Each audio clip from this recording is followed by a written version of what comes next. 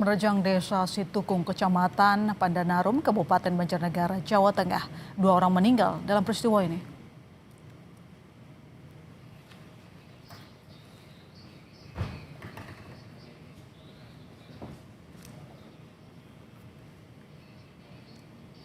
Inilah area longsor di Desa Situkung, Kecamatan Pandanarum, Kabupaten Banjarnegara, Jawa Tengah.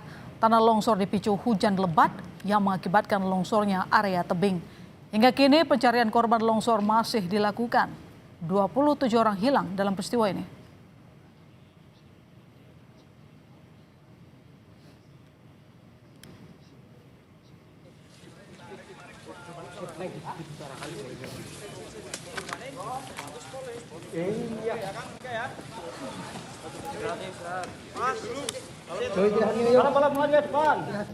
Inilah evakuasi korban longsor di Desa Situkung, Kecamatan Pandanarum, Kabupaten Banjarnegara, Jawa Tengah. Selain 2 korban meninggal, tim SAR juga mengevakuasi 2 korban luka. Korban luka dibawa ke RSUD Banjarnegara dan Puskesmas Pandanarum.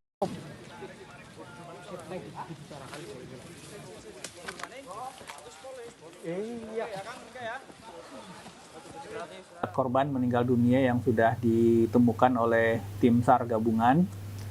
Kemudian ada 2 orang korban luka-luka yang saat ini dirujuk dan dirawat di RSUD Banjarnegara dan Puskesmas Pandanarum.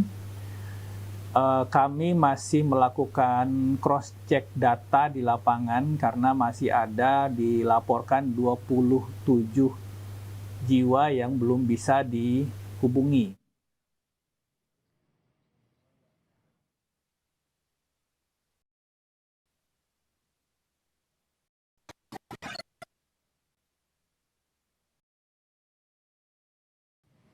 Sabtu lalu warga desa Pandanarum, Kecamatan Pandanarum, Kabupaten Banjarnegara, Jawa Tengah dikagetkan dengan peristiwa longsor.